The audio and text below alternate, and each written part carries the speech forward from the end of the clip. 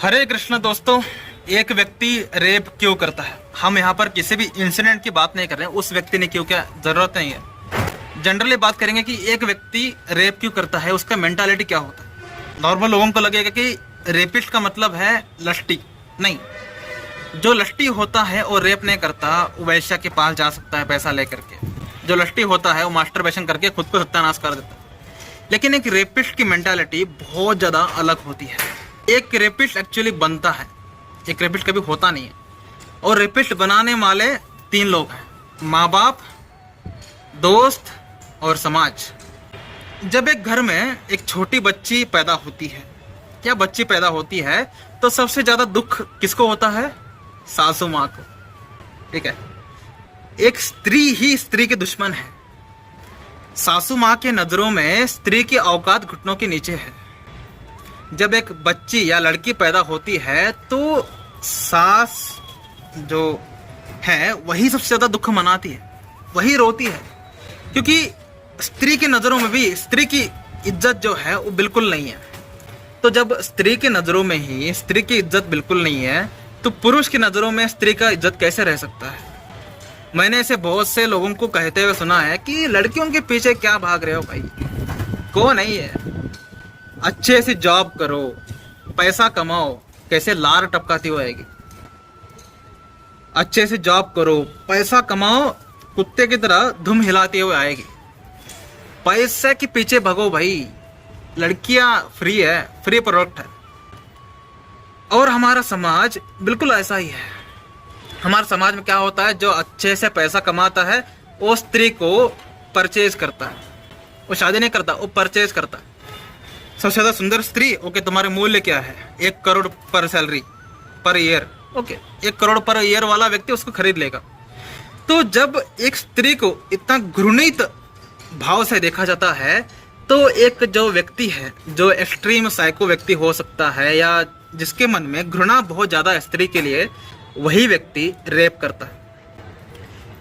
तो घृणा भावना जो है हमारे मीडिया भी लाता है, स्त्री को ऑब्जेक्टिफाई करके। जो आइटम सॉन्ग सभी स्त्री मूवी में स्त्री को ऑब्जेक्ट की तरह दिखाया जा रहा है, आइटम सॉन्ग दिखा करके। तो जब हम देख पाते हैं कि हमारा मीडिया भी जो है स्त्री को ऑब्जेक्टिफाई करता है। ऑब्जेक्टिफाई करना मतलब क्या है? ये मेरी भोगने की चीज़ है, चीज़ है वो। स्त्री जो है वो व्यक्ति नहीं है, वो चीज़ है। जब एक स्त्री को एक ऑब्जेक्ट की तरह या पैर के नीचे देखा जाता है, क्या है स्त्री का मतलब? क्या है स्त्री का औकात? क्या है, क्या कर सकती है? पुरुष कर सकता है। इवन स्त्री के अंदर भी स्त्री के प्रति इज्जत इसलिए नहीं है कि हर एक व्यक्ति के अंदर भोग की इच्छा है। जब आपके अंदर भोग की इच्छा होती है तो आपके लिए हर एक चीज ही है।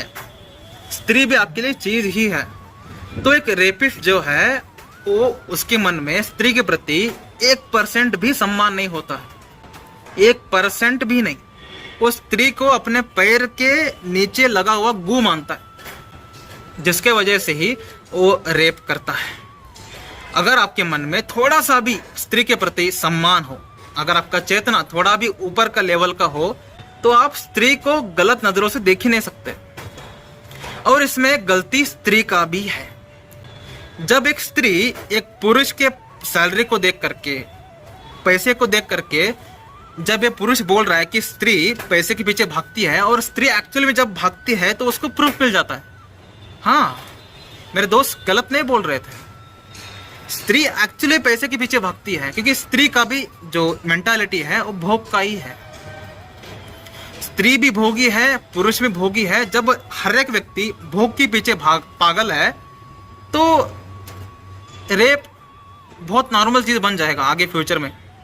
अभी रेप बहुत ज़्यादा बड़ी चीज़ है, लेकिन जैसे जैसे कलयुग आगे बढ़ेगा रेप नॉर्मल बन जाएगा, क्योंकि हर एक व्यक्ति का जो भोग की इच्छा है बढ़ता जा रहा है, चेतना नीचे जाती जा रही है। स्पिरिचुअलिटी जो है that is the only solution for this rape. अगर पूरे के पूरे भारत में, पूरे विश्व में स्पिरिचुअलिटी को इंट्रोड्यूस किया जाए, हर एक व्यक्ति को स्पिरिचुअल बनाया जाए, हर एक व्यक्ति का चेतना जो है ऊपर उठ जाएगा और भोग की इच्छा खत्म हो जाएगी।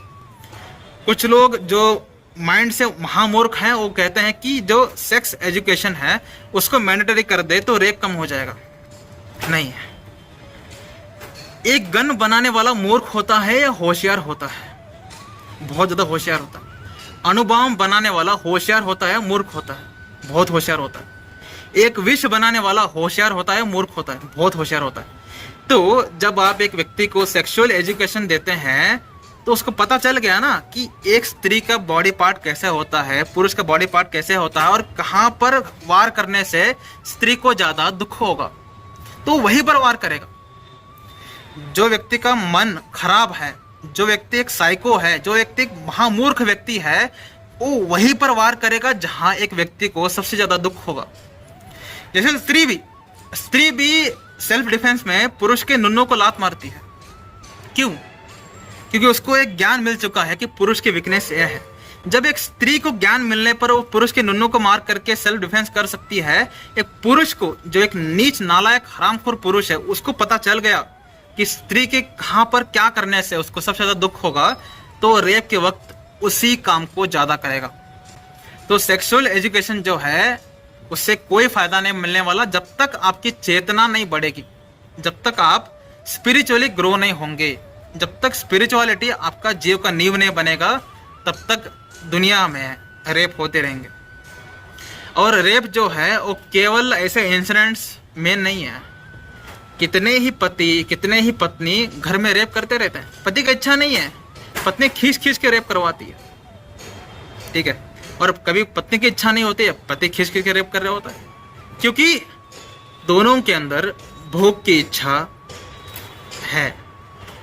रेप में पुरुष मेन कारण नहीं है, स्त्री भी मेन कारण नहीं है, भोग की इच्छा मेन कारण है।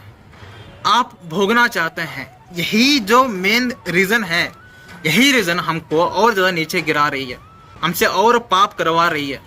तो स्पिरिचुअलिटी अगर आप फॉलो करोगे तो आपकी जो भोग की इच्छा है वो खत्म होना शुरू हो जाएगा और आपका जो चेतना है ऊपर उड़ना शुरू हो जाएगा। तब आपको रेप जैसे, लस्ट जैसे जो आपके अंदर उमड़ते रहते हैं वो कम होना शुरू हो जाएगा। जो रेप जैसे घृणित कार्य हैं एक खत्म तभी होंगे, मर्डर जैसे घृणित कार्य हैं खत्म तभी होंगे, मांसाहार जैसे घृणित कार्य हैं तभी खत्म होंगे जब आपका चेतना ऊपर उठेगा। और चेतना ऊपर उठाने का तरीका क्या है?